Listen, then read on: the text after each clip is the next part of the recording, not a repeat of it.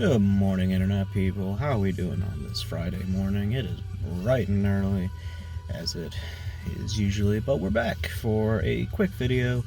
Don't have too much time before I got to go into work. Yes. But summer is fast approaching.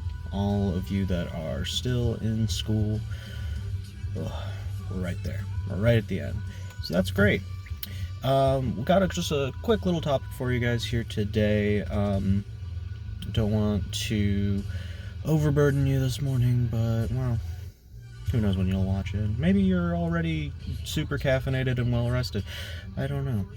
But anyway, much like how school is, bright and early, we're going to talk about some information that you probably don't want to know, but nevertheless is interesting. At least I think so. Talking about air conduction. Okay. The way this applies to singing in general, and it's a topic that a lot of people tell me when they get very self-conscious about their voice or how they come across to other people, where they think they sound okay when they're just by themselves, and then there's a bit of hesitation around others or when listening to playback. That's totally normal. That's expected. And for one, as a more mental situation, just having the confidence to do it around other people is something completely normal. Also, quick aside, quick shout out, because goodness. But anyway, so the mental side of it, don't worry too much about how you come across, because ultimately you're doing it for you. So yeah, but more on that at some other time. Anyway, the science of air conduction. You might have noticed that if you are, your voice sounds a certain way, and you're used to it. It's your voice. Whether it's just speaking, singing, doing anything with your voice, you're used to how it sounds. But let's say that you record yourself and you listen back to it and it's like, is that what my voice sounds like? And you have this kind of like weird disconnect in your head where it doesn't really make sense. You're like, that's not how I sound in my head. And that's because of air conduction. So there's two main focuses that we talk about with it: air conduction and bone conduction. And the way this works is, some background, as you may know from your science classes back in the day, everything in the universe is in a constant state of motion. Even if things look completely static, they're not. There's always these tiny vibrations as molecules move about. Heat makes them go faster, cold makes them go slower. Okay, mass and density also affected as to why we see like buildings and whatnot just being completely static, but everything is in motion. It's easier to tell with some things, but let's say just air, right? Just the air we breathe, the air that's just out in the world, okay?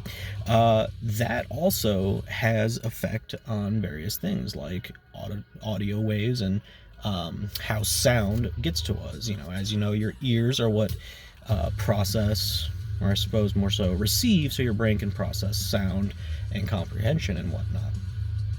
Okay, so as audio waves travel to your receptors, there is some reverberation and there's an effect on the sound. Okay, so when you hear others, you're just worrying about air conduction, which means that the sound is only distorted through the air before it reaches you. Okay, and that's how we normally hear people. When you speak and you hear your own voice, there's something called bone conduction, where we have the air conduction of you speaking and then you hearing yourself. But since it is coming within you, it's vibrating off your vocal cords, it's vibrating off just all of your personness, right? Your bones. There is a effect on how you hear your own voice, because it's all internal before it gets out and you hear it yourself.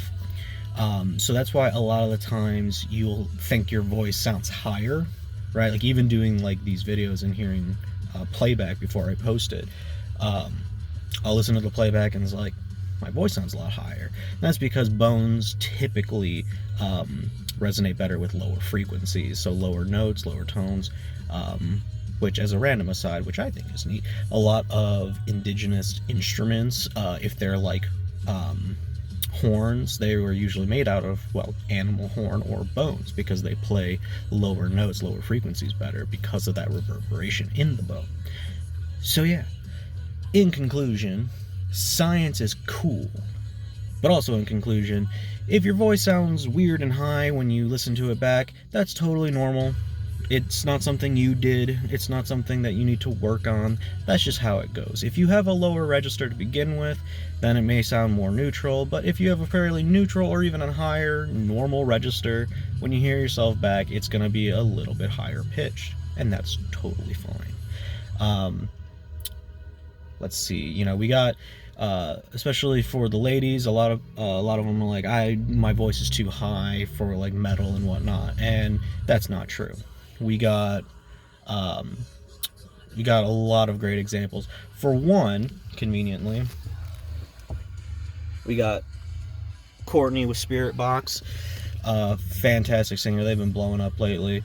Amazing range. Her normal singing register is pretty high, but then she can get those real guttural, get that gritty scream, and it comes across as pretty deep, pretty solid, right? It's got that good crisp grit to it. So it's really just practice. It's knowing that how these things work, how audio works, and being comfortable with what it sounds like. So that's all I got for you today. But we're gonna have some more tutorials coming up in the near future. Until then, stay heavy.